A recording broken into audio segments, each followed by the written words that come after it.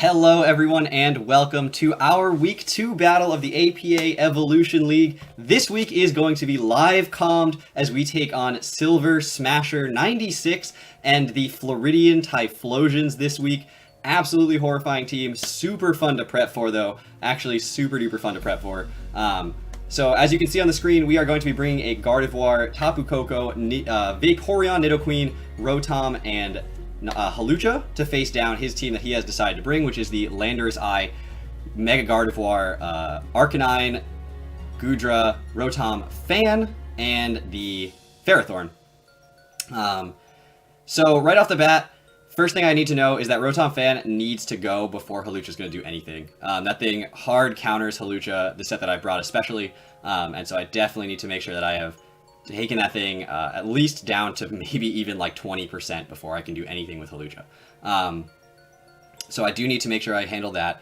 Otherwise, Hawlucha looks real good in this matchup. Hits really hard. Intimidate Arcanine is a bit of a problem for it, but is something that I can definitely handle. He may lead Arcanine. He may lead with the Rotom, and he may lead with the Ferrothorn. I think my lead, probably no matter what, is the Rotom. This is actually the wrong Koko, and I'm realizing it just now, which is great. That's what you want to do. It should have, I had switched the Shuka Berry to Tapunium Z, but that's not the case anymore, so we're just going to have to deal with a 50% Nature's Madness instead of a Z move. But that's okay. Shuka Berry actually can come in clutch against the Landorus, so I don't have to worry too much about that. But I actually had changed this set to be Taunt and instead of Dazzling Gleam, and then Tapunium Z in favor of the Shuka Berry, since it does outspeed his entire team. Now, no Alolan Persian is really, really nice. I certainly don't disagree with, or I certainly don't complain about that too much. And I also don't mind the no Mienshao. It is worth noting that my Hawlucha does outspeed his entire team naturally, so I don't have to worry like overly much about that. He's going to lead with his Goodra, as I'm going to lead with my Rotom. I'm going to click Willow. This thing could obviously have some physical attacks, and it's free against his entire team, Saiyan's Arcanine, and I don't know if he goes hard Arcanine first turn. And I'm just going to say good luck, have fun, and we're going to make sure to be a supportive person. I have never commentated over a Showdown game well. I just haven't. It's something I'm not necessarily super comfortable with. I do have calcs up right now. I don't really need to run a calc right now. I'm hitting a Will-O-Wisp, and this is a really bulky Rotom. It's possible that if this thing drops a Draco on my Rotom, that I could be in bad shape, for sure, pending his set. Goes for the Dragon Pulse, which doesn't do 50%, so we do get some information about that, and we're going to take a look at how much that Dragon Pulse did.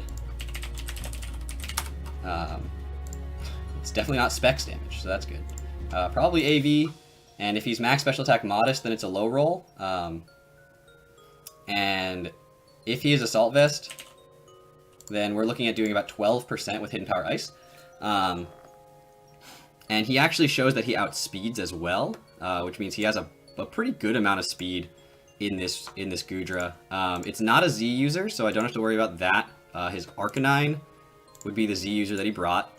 So something to definitely keep in mind. I could go for the Volt Switch here if I want to, and I could potentially swap out into my Gardevoir, which I don't think is the right play. Well, I can Volt Switch, which is a slow Volt Switch, and if he goes Landorus, that'd be really surprising.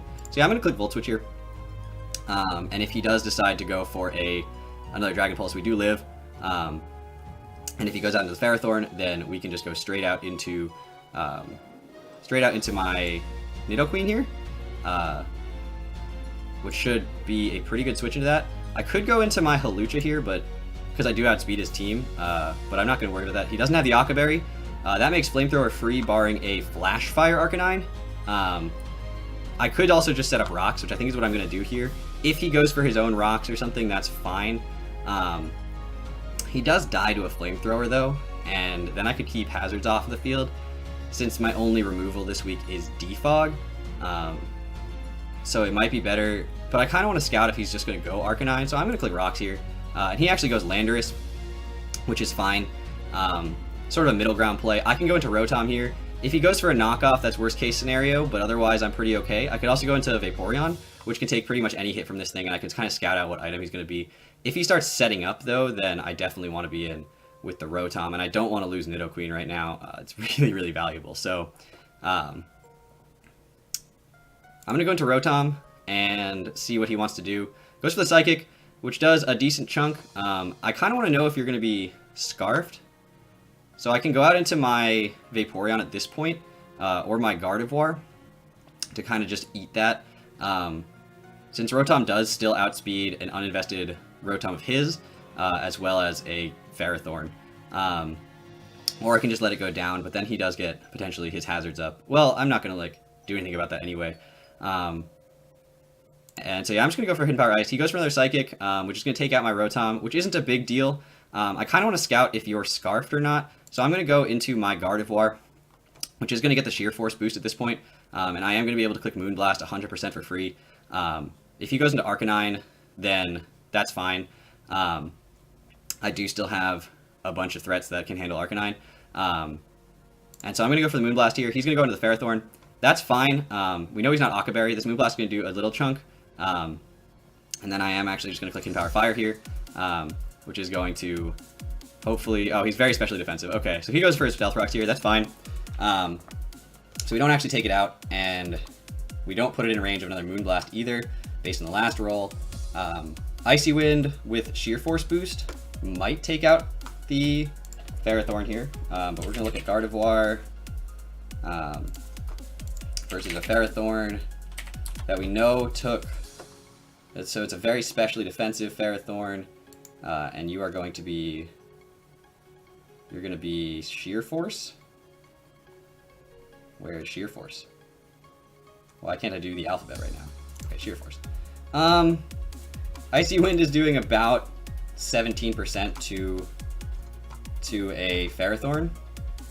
So I could just Hidden Power Fire again.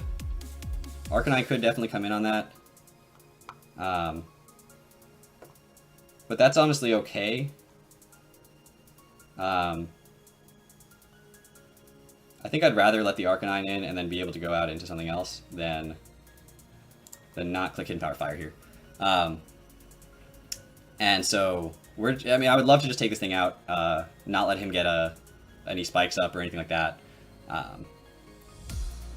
And because I mean, Hawlucha, nothing on my team is weak to rocks at this point, so it's not the biggest deal in the world.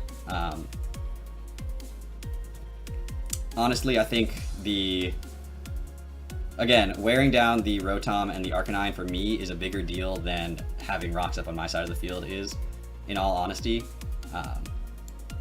So I'm not going to be stressed too much about it. So out comes the Arcanine. It's Intimidate, so the Hidden Power Fire is actually going to do something. I don't know if you're going to be offensive, defensive, Arcanine right now. Thunderbolt, if I'm Sheer Force, is doing about 45%. And if he's Flare Blitz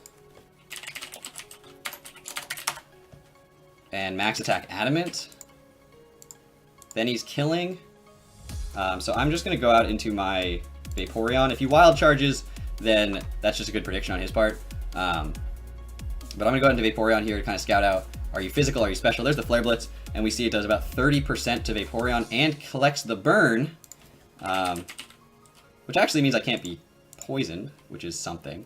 And that is a very, very offensive Arcanine, which is good information. And if he has the Wild Charge, then he kills here. But I'm going to click Wish. He might be choiced in some way. At 31.9% is a Max Attack Adamant high roll. Not the highest roll, but potentially the second highest roll on my Vaporeon spread. So that's a lot of damage. The burn isn't ideal, obviously, and it's going to be Z Gigavolt Havoc. So we are going to die to that, and so we know what that is now. We know it's a Z move, which is fine. I am going to go out into my Nidoqueen at this point, which he doesn't know if I'm Scarfed or not, which is the best information I can have right now, or the best secret, I guess, I could have. And I don't see him staying in. I think he thinks his Arcanine is going to be incredibly valuable to him in the future. I could see him going into one of his two things off the ground or his Goodra at this point. Goodra could certainly come in on basically anything I want to go for. All three of those I want to click Ice Beam on. Obviously, I don't want to click it on the Arcanine. If he goes for a Flare Blitz here on my Nidoqueen, then he doesn't kill, but he does a ton of damage. But the recoil is pretty significant. But I mean, I still don't quite kill him with an Ice Beam. But I don't see him staying in right here. I think he's going to switch. He does stay in. He does go for the Flare Blitz. It's going to put him down to 25%, which means he can't switch out again, which I guess is a good thing. I'm going to go... I could go Gardevoir, which can intimidate... yeah, so I'm going to go Gardevoir, which can intimidate here, and then therefore take the Flare Blitz. And he's going to die to his own recoil here. So we're not going to get 6-0'd. That's a good sign. Man, live calming Showdown is so different. Everything is so much faster. I need to slow myself down and take these plays a little bit more seriously, honestly. So we saw Psychic from this thing, and a Earth Power. Earth Power will kill if he's Life Orbed. I'm going to click Icy Wind here. He goes for the Sludge Wave. That's going to kill too. The question is, are you Scarfed into that? And I have really no way of knowing if you're Scarfed into that or not. So I think I'm going to go out into my Nidoqueen, and he'll show me if he's Scarfed or not right here. Alright, I had the Shuka Berry. I should not have gone to Nidoqueen right here. That's fine. If he's Scarfed, I don't actually... Yeah, he's not Scarfed, so I can just go out into my... he could be Yachi, but I have the Shuka. So we're going to go to Coco here. We're going to be able to get the Electric Terrain up, and we're going to go for a Hidden Power Ice. This is not looking good for us right now, I'm not going to lie. We are going to do that. He's going to have the Yachi Berry. He's going to go for the Rock Polish, which is pretty scary, honestly. But I'm going to go for another Hidden Power Ice here. And Sludge Wave is going to take me out, so the Shuka's not going to help me there. We do still outspeed with my whatchamacallit, this thing. So we are going to outspeed him. We are going to be able to take him out with an Acrobatics here. Rotom, though, is the big problem here. Obviously not a thing I want to deal with too much. Although, theoretically, he doesn't know that I don't have the Rock-type move. And if that's the case, then what he might do is go into Goodra to get the Gooey. And I'm not actually sure how I would play that if he does that. If he goes Rotom, I mean, whenever he goes Rotom, I will lose the game. I can't touch it. So, honestly, the set that my thing was, my Hawlucha, or my Coco was, doesn't end up mattering. We're looking at, like... Looking at 16% with an Acrobatics here. I don't think I kill this thing in one shot with an Acrobatics. I assume he's going to have EV'd to survive that anyway. So Hyper Voice is going to come out. He's going to kill me. That's going to be the game. So great game to Silver. He is an admin in the Discord as well as in the league, as well as a very talented battler. So I do enjoy these kind of games where, you know, I get to play some of these really good battlers, see the way they prep. What I'm learning about myself and Showdown is that the same thing I do during mocks is true during the battle. I rush, I think, a little bit. There was a couple plays there that I definitely would not have made on Wi-Fi. And I can even hear it in my voice. I'm talking faster than I usually do, which means that I'm hyped up. You know, I'm ready. I'm excited. This is a fun league. But also at the same time, like, I also need to recognize the fact that, like, it's still a competitive league, and it's Showdown, so I'm so used to it being mocks and, like, not serious. But I need to, like, slow down, and I will. I'll figure it out during the course of the season, but I do think it's going to take me some time. But anyway, we are just, I mean, we're 1-1. You know, we're sitting in a fine place. I'm not worried about it right now at all. Anyway, we've got a whole season ahead of us. Thank you so much for watching. Great game to my opponent. Thank you to Panther once again for allowing me into this Showdown League, my first ever Showdown League, and I will see you guys next week. Take care, everybody.